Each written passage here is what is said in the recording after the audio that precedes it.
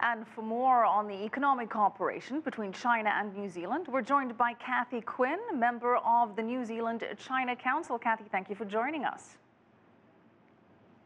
Nice to be here.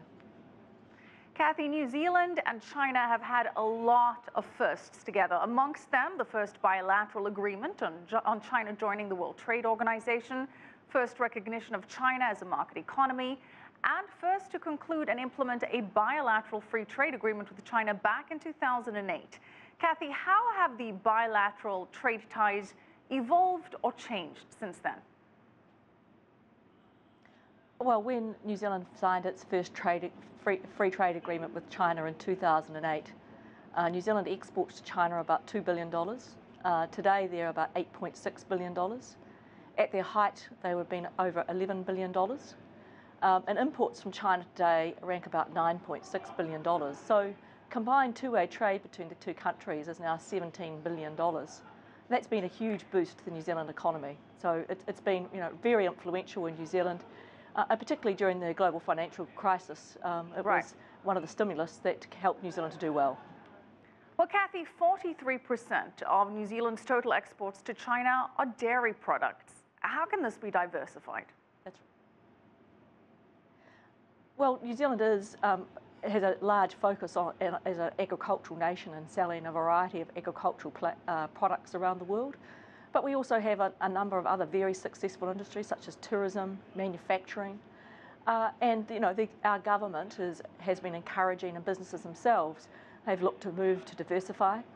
So I think what will happen with the fall in New Zealand dairy prices, but also a fall in the New Zealand dollar, I think you'll see Chinese investment and other foreign investment actually in other parts of the New Zealand economy beyond dairy. So that should provide additional opportunities for New Zealand businesses, both in terms of opportunities to raise capital, but also to export markets. Well, during these talks, Chinese President Xi Jinping and New Zealand Governor-General Jerry Mateperi, they agreed to promote their strategic partnership to a higher level. Cathy, beyond the words, what would that be? What would that be in concrete terms? Look, as you said, our relationship is one of many firsts. I think we'll continue to see continued cooperation between the two countries. You'll see that China's been encouraging greater investment and liberalising its own economy to allow Chinese people to invest offshore more readily. I think we'll see more of that. We'll see greater cooperation in things like education, greater cooperation and things that perhaps we can do together whether it's in film and entertainment, whether it's education, science and research. I think there are a whole range of things that New Zealand can do with China to grow our relationship for mutual benefit.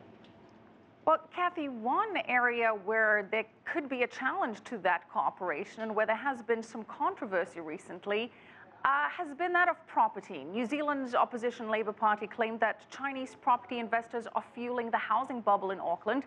Some have called for a total ban on foreign buyers, particularly keeping the Chinese in mind here, from purchasing New Zealand homes. What's the likelihood of those regulations being implemented, and how is this going to impact relations with China? Well, at the moment, of course, the Labour Party is not the government. The government of the day has announced some tightening in October to the laws around investment and residential property in New Zealand. So from October, the law is going to clarify what has always been the situation. In New Zealand, if you buy, whether you're a New Zealander or a foreigner, if you buy residential property with the intent of reselling it, you're required to pay tax when you make a gain. So the law from 1 October has been clarified that if you buy residential property, which is not your main home, and you sell it within 2 years, you're required to pay tax on that gain unless it's your main home you've acquired as part of a matrimonial breakup or inheritance. So that's all the current law is doing. I myself don't necessarily buy that Chinese investors have been the cause for a rampant property prices in New Zealand. Property prices, when we're talking about a lift, it's really only been in Auckland. And really, I think if analysis is done, you'll probably find that property prices have returned to just what they were prior to the global financial crisis. So the real issue in New Zealand, and Auckland in particular, is a supply problem. There's not enough supply, there's more demand, there's growing migration, and with both internally within New Zealand, people moving to Auckland, but also foreigners entering the country. The government and the Auckland Council are taking steps to increase the supply. So I think it's a hell of a lot more than Chinese investors driving up property prices in Auckland. Okay, well, thank you for your insights and for your time. Cathy Quinn, member of the New Zealand China Council.